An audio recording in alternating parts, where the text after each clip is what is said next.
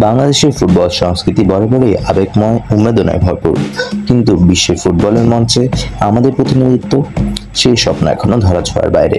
তবে এবার যেন আশার আলো দেখছে বাংলাদেশ ফুটবল। আগামী কিছুদিনের মধ্যে হতে যাচ্ছে বাংলাদেশে অরিজিন প্লেয়ার ট্রায়ালস। যারা প্রবাসে বড় হয়েছেন, উন্নত একাডেমিতে প্রশিক্ষণ নিয়েছেন, তাদের জন্য একটি বিশাল সুযোগ। বাংলাদেশের ফুটবলের সবচেয়ে বড় সমস্যাগুলোর একটি হলো শারীরিক সক্ষমতা ও উন্নত প্রশিক্ষণ। ইউরোপ, মধ্যপ্রাচ্য বা অন্য কোনো দেশে বেড়ে ওঠা বাংলাদেশি ফুটবলাররা এই সমস্যাগুলোর সমাধান আনতে পারেন।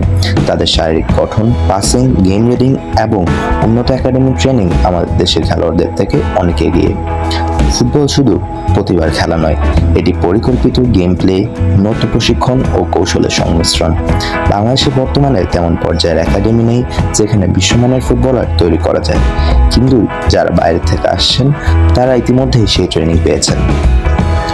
চলুন জেনে নেই কেন এই প্লেয়ার ট্রায়ালস আমাদের জন্য খুব গুরুত্বপূর্ণ।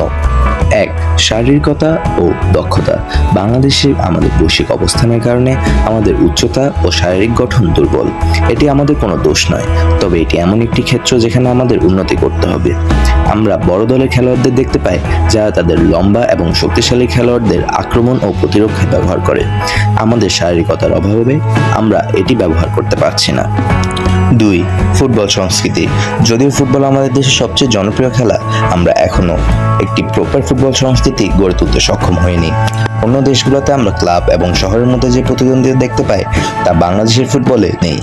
এটি খেলোয়াড়দের চাপের মধ্যে নিজেদের গড়ে তুলতে সাহায্য করে। আমরা প্রায় দেখি আমাদের খেলোয়াড়রা বড় মঞ্চে পারফর্ম করতে ব্যর্থ হয়, যদিও তারা স্থানীয় লিগে ভালো পারফর্ম করে। যারা আগে থেকে এসব চাপের মধ্যে গড়ে উঠেছে তারা এই সকল সমস্যার সম্মুখীন হয় না। 3. একাডেমিক প্রশিক্ষণ। আমরা সবাই জানি বড় সুপারস্টাররা একাডেমি থেকে গড়ে ওঠে, কিন্তু আমাদের দেশে তেমন একাডেমি নেই যারা খেলোয়াড় তৈরি করতে পারে। যা আছে তারা বিশ্বমানের প্রতিভা তৈরি করতে সক্ষম নয়। তাদের এমন প্রশিক্ষণের সুবিধাও নেই যা খেলোয়াড়দের সঠিকভাবে প্রশিক্ষণ দেওয়ার জন্য প্রয়োজনীয়। তবে বাংলাদেশ ছাড়া অন্য দেশে এটি এমন নয়, যেখানে ভালো সুবিধা রয়েছে এবং সেখানে ভালো অভিজ্ঞতা অর্জনের সুযোগ রয়েছে। সেখান থেকে আমাদের প্লেয়ারদের এনে বাংলাদেশ দলে অন্তর্ভুক্ত করা দরকার। সত্যি বলতে বাংলাদেশের ফুটবল এক নতুন যুগের সামনে দাঁড়িয়ে আছে। যদি আমরা অরিজিন প্লেয়ারদের সঠিকভাবে কাজে লাগাতে পারি, তবে দেশের ফুটবল মানচিত্র বদলে যেতে পারে। বাংলাদেশের ফুটবলের উত্থান এখনো সময়ের ব্যাপার, কিন্তু এই ট্রায়াল যদি সঠিকভাবে পরিচালিত হয় তাহলে আমরা বিশ্বের ফুটবলের মঞ্চে একটি শক্তিশালী অবস্থা তৈরি করতে পারবো। তাহলে প্রস্তুত তো বাংলাদেশের ফুটবলের নতুন দিনের অপেক্ষায়?